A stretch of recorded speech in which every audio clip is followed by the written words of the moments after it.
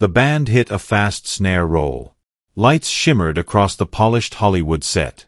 Jimmy Kimmel leaned forward in his seat, holding a cue card with a grin that told everyone something sharp was coming. Ladies and gentlemen, give it up for the man who's probably punched more people than the LAPD, Jason Statham. The audience erupted. Jason walked out smooth and composed in a dark-fitted suit, button undone, swagger relaxed. No flash, just presence. He nodded to the cheering crowd, shook Jimmy's hand, and took his seat across the desk. Jimmy smiled. Jason, great to have you here, man. Good to be here, Jason said casually, sitting back. Jimmy shuffled his cards. You know, your story's kind of wild. From Olympic diving, to street vending, to selling perfume outside nightclubs.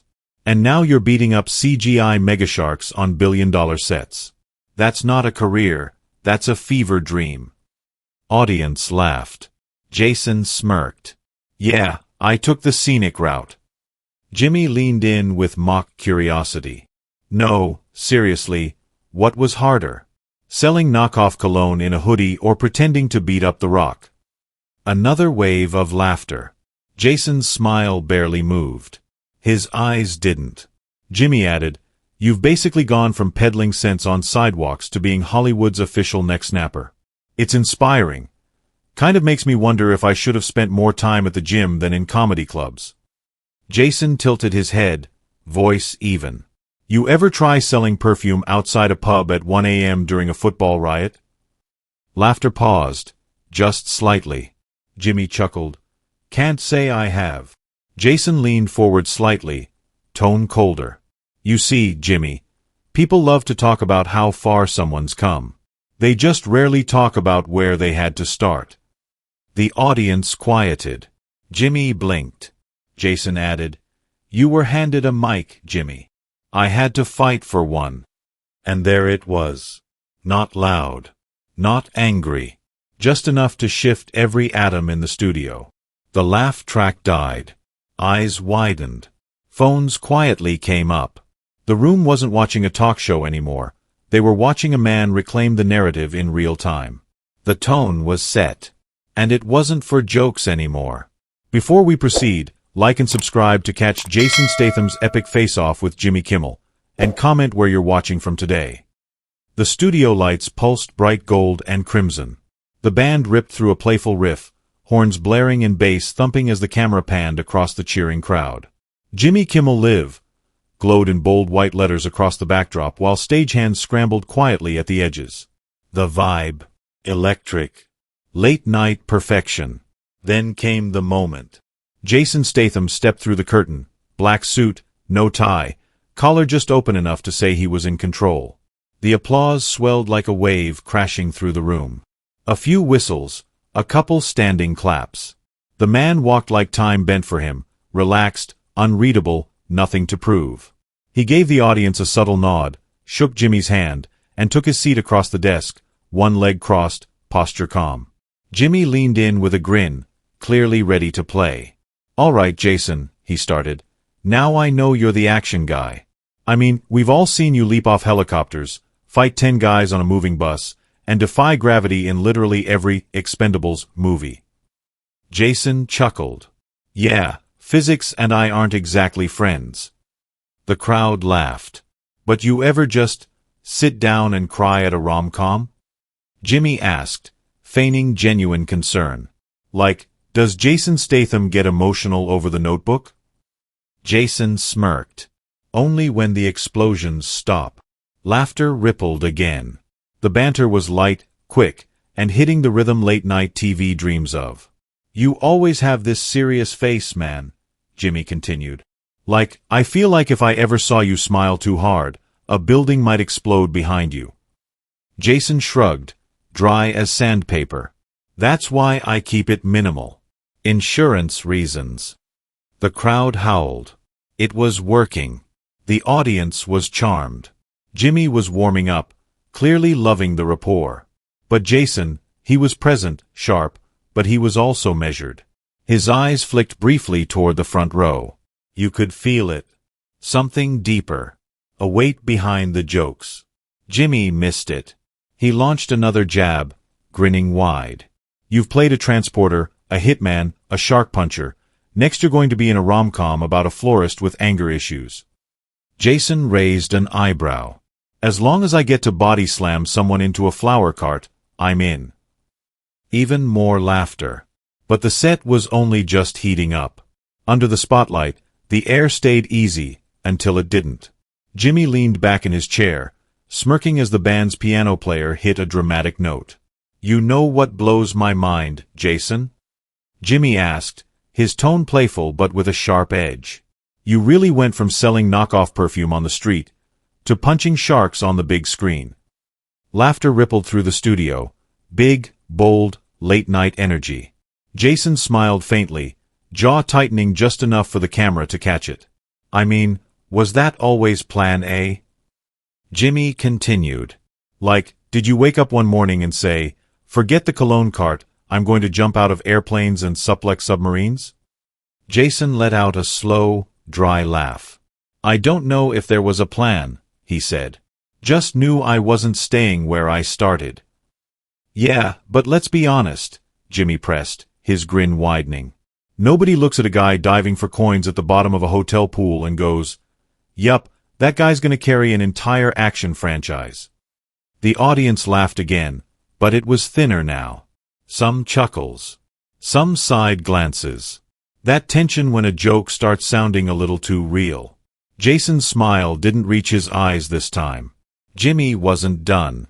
I mean, come on, Jason, he said, leaning in with mock sincerity. Most people's resumes say Harvard or Juilliard.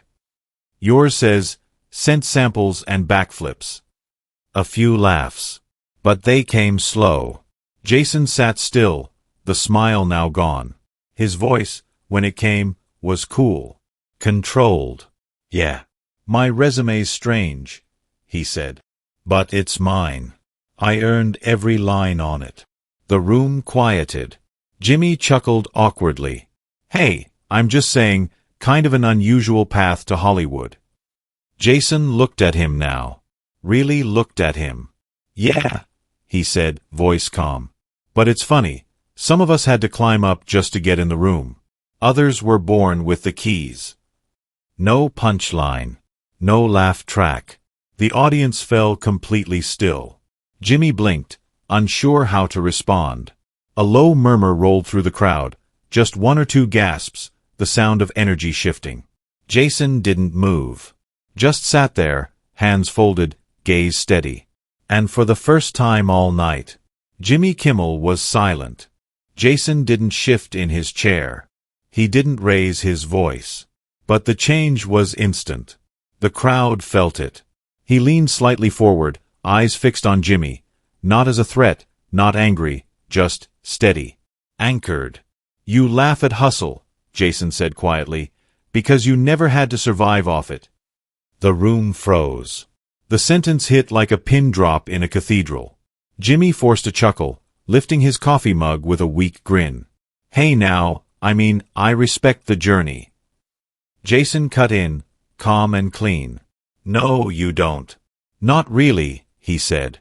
You laugh because to you, it's entertaining. But for some of us, it was Tuesday. Standing in the cold selling cologne wasn't a punchline, it was rent. Diving wasn't exotic, it was dinner. The audience was dead silent. Jason continued, voice steady but cutting through the air like a razor. See, people like you get to joke about struggle. You inherit safety nets. Spotlights. Names that open doors. He gestured slightly with one hand, relaxed. Me? I didn't even have a door. Jimmy shifted in his chair. Jason added, I'm not here because of charm or connections. I'm here because I worked. Because I got hit and kept walking forward when no one was filming. Jimmy cleared his throat, trying to find footing. Well, you know, we all fight our own battles. Jason gave the faintest smile. No warmth. You fought for ratings, he said. I fought for a life. The audience let out a collective exhale, almost like they'd forgotten to breathe. Jimmy lowered his eyes to the desk for a beat, then looked up, trying again with a grin. Well, I guess it's safe to say I lost this round. Jason nodded once. No rounds, Jimmy. Just moments.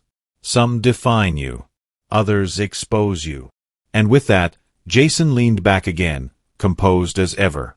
The crowd erupted, not with laughter, but with applause. The kind that builds slow and rises honest. Not for a joke. For a truth. Jimmy sat back, quiet now. Jason didn't need to raise his voice. He had already won. The studio had changed.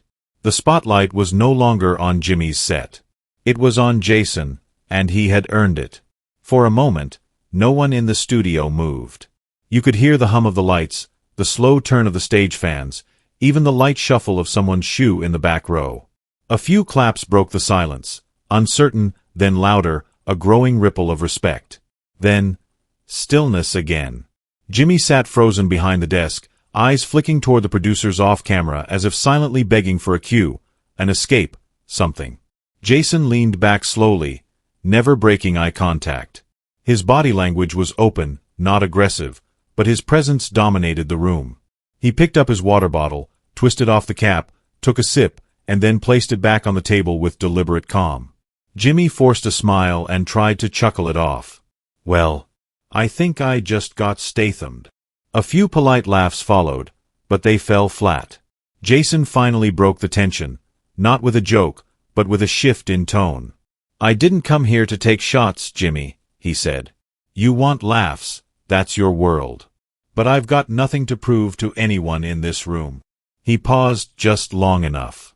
But I'll always speak up for people like me. For people like Roy. The ones who worked when nobody watched.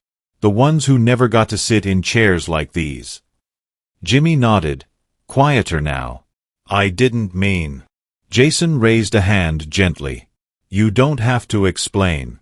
Just, be careful who you laugh at. Sometimes, they're the ones holding more truth than the whole room combined. The crowd started clapping again, this time stronger. Genuine. You could feel the shift. The audience that came in for jokes and behind-the-scenes stories had been handed something heavier, something real. Jimmy looked down at his cue cards, then tossed them aside with a sheepish grin. I don't think we're sticking to the script anymore, are we? Jason smiled faintly. Scripts are overrated. That landed. Big. Applause rolled through the room. Not wild, but full of weight. Jason did not gloat. He just nodded, calm as ever. His message was not about glory, it was about grounding. The tension had not just been diffused, it had been replaced. With respect. With quiet admiration. Jason Statham had not come to entertain that night. He had come to remind people what resilience really looked like. Jimmy let out a breath, half relief, half nerves, then looked up with a sheepish grin. So, no perfume samples tonight? He asked, forcing a chuckle, hoping to lighten the room again. Jason didn't miss a beat. He smirked. Only the scent of reality. The crowd erupted, this time not with uncertainty, but full, thunderous laughter. The tension had cracked, and Jason had just dropped the perfect closing line. Jimmy placed a hand over his heart dramatically, pretending to stagger back. Oof. Okay, now that's the Jason I was worried about. Jason stood from his chair, the energy in the room now surging with applause. He extended a hand across the desk, and Jimmy took it immediately. No hard feelings, Jason said with a calm smile. But let's keep it real. Jimmy nodded, genuinely. That's fair. And hey, lesson learned. Don't mess with the guy who does his own stunts and writes his own comebacks. The studio band kicked in. The cameras caught the handshake, the laughter, the realness. There were no lingering jabs, no insincere showbiz waves, just two men on stage, one of them having reminded the world what true grit sounds like. As Jason exited toward backstage, fans in the audience stood to applaud. Not just for a celebrity guest, but for a man who had quietly taken a hit, stood his ground, and responded with sharp truth and earned dignity. The closing credits rolled, but the real clip, the one that would go viral, was already sealed in that final handshake. And in that mic drop line. Only the scent of reality. As the applause softened and the lights dipped slightly, Jason remained at the edge of the stage for a moment, facing the audience, not with bravado, but with quiet presence. The cameras didn't zoom. The host didn't interrupt. For a beat, the room gave him space. He looked out, then spoke, not loud, not rehearsed. "You know," he said, "when I was selling knockoff perfume and diving off 10-meter platforms, I never thought about being famous. I thought about surviving, getting better, staying hungry." The crowd hushed, fully tuned in now. But somewhere along the way, people started thinking that where you begin is something to be ashamed of. That if you didn't start with a spotlight, your light doesn't matter. He shook his head slightly. "I'm proud of my past. Every scrape, every step, every time I had to fight, literally and figuratively, for a place at the table. Because that struggle, that earned the seat." Jason paused, letting the weight of that land. You don't need applause to be real. And you sure don't need permission to be respected. All you need is to keep showing up, with work, with honesty, and with zero interest in pretending to be anyone else. The silence that followed was thick with thought. Then, finally, his closing line, clear and simple. "Success isn't who laughs last. It's who never stopped earning the right to." And with that, Jason Statham walked off stage. Not with a bow, not with a wave, but with the kind of quiet respect that only the real ones carry.